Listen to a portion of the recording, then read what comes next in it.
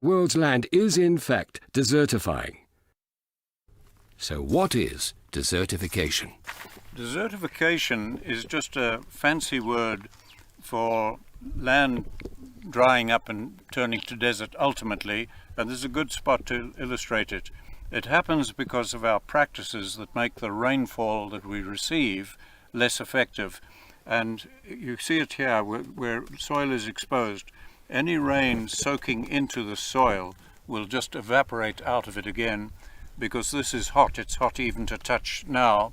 And when high rainfall falls, it runs off, and you can actually see the runoff and the layer of litter that is swept off that as water runs.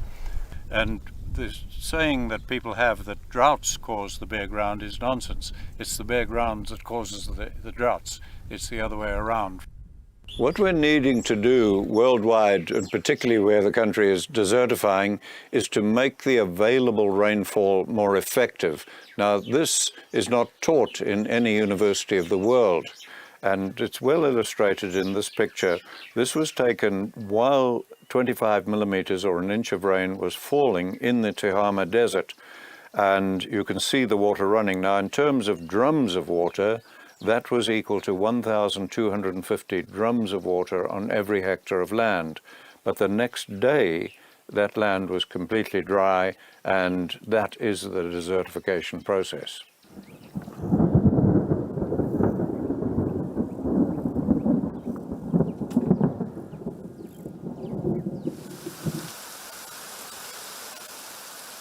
In Zimbabwe, it's the tail end of a poor rainy season on this ranch 30 kilometers south of the Victoria Falls. Called Dimbangombe, it's been Savory's home for many years. And while he's seen enough bad wet seasons to have learned to accept nature on its own terms, he no longer believes he's a helpless victim to vagaries in the weather. So really the aim of what we're doing is trying to make the available rainfall more effective. We're out in the rain right now, and you can see it. Where the soil is bare, this water is flowing, and it's depositing silt or carrying silt, depositing it down there. Where the grassland is, where we've got grass plants growing and some litter, there's absolutely no water flowing. This is all just soaking in.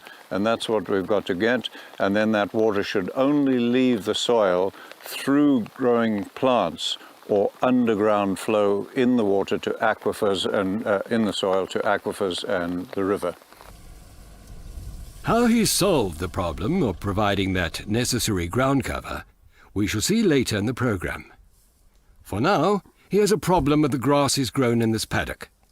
He doesn't have enough cattle to graze it.